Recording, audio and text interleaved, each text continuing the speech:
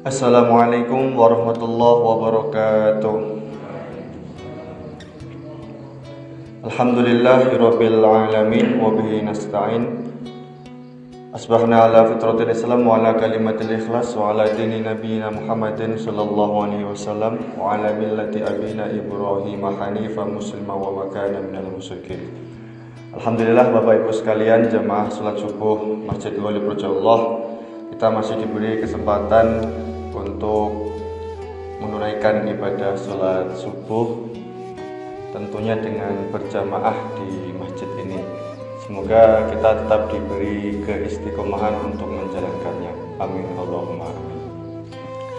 Bapak Ibu rahimakumullah, ada sebuah buku yang berjudul Menguak Cara Belajar Orang Yahudi. Menguak Cara Belajar Orang Yahudi. Buku ini ditulis oleh dosen Win Sunan Kalijaga di situ di selatan itu. Namanya Pak Abdul Wahid. Beliau ini ingin meneliti atau mengupas bagaimana cara belajarnya orang Yahudi.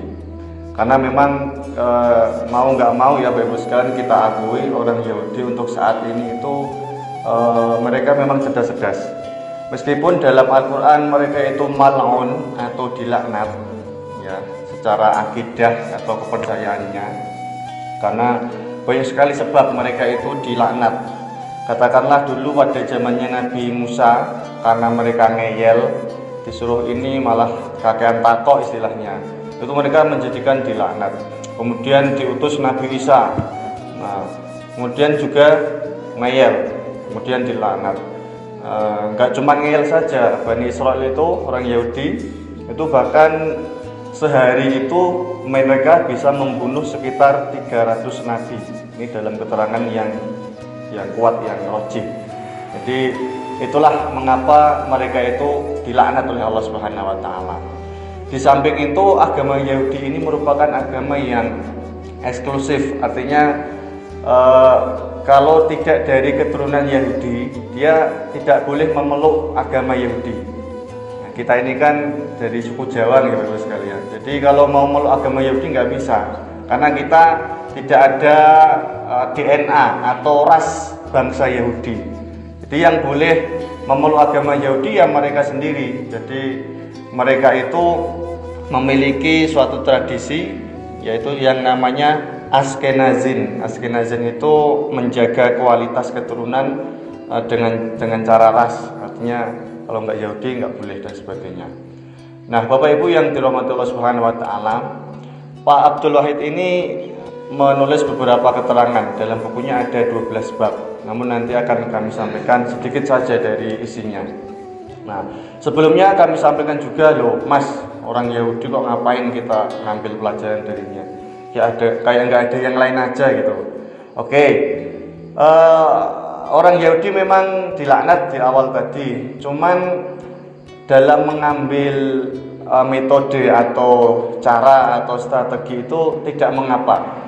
Karena umat Islam sendiri ketika dulu zaman dinasti Abbasiyah, mereka juga banyak mengambil metode pembelajarannya para filsuf Yunani. Ya, filsuf Yunani kan nggak muslim, mereka kafir semua.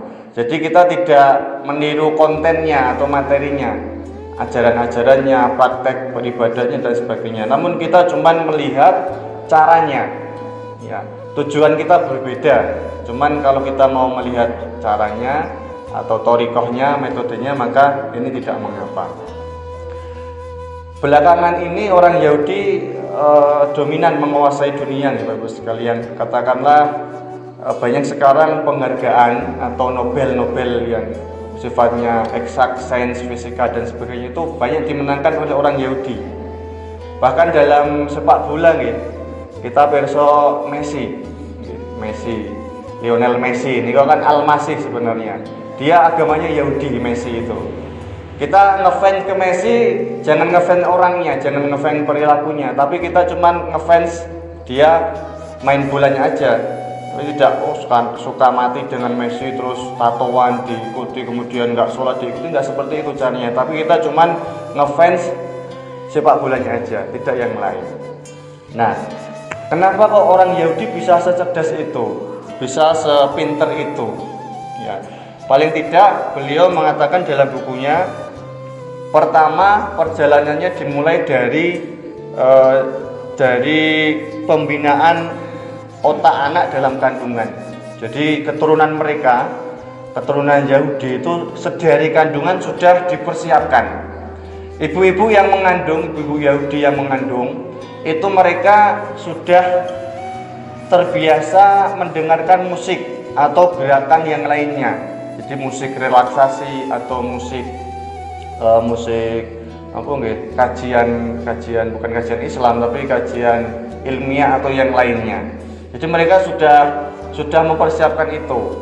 Dalam penelitian pun memang kita dianjurkan ya, yang ibu-ibu hamil itu ketika mengandung itu memperbanyak membaca Al-Quran ya, dianjurkan, tidak wajib, dianjurkan. Mengapa? Karena biar anak yang dalam di kandungan itu dapat berkahnya jelas dalam pandangan Islam.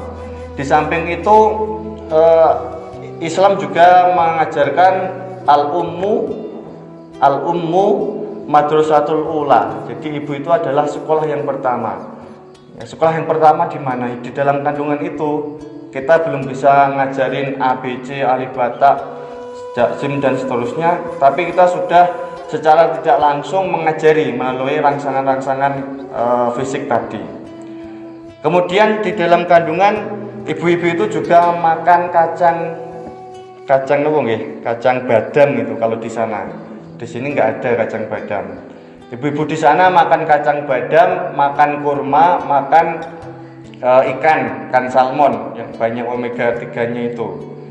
Kalau kita mungkin makan ini kacang brol mawon bisa. Kemudian kurma adanya pas Ramadan. Ya paling tidak kalau nggak ada ikan salmon kita makan ikan pindang aja, grebesa atau ikan-ikan yang lain. Yang penting di situ ada kandungan omega 3-nya. Karena ini bagus untuk perkembangan otak anak. Kalau salmon mahal di sini jarang sekali. Kotes itu nanti anak kita bisa lincah gedaknya itu. Ya.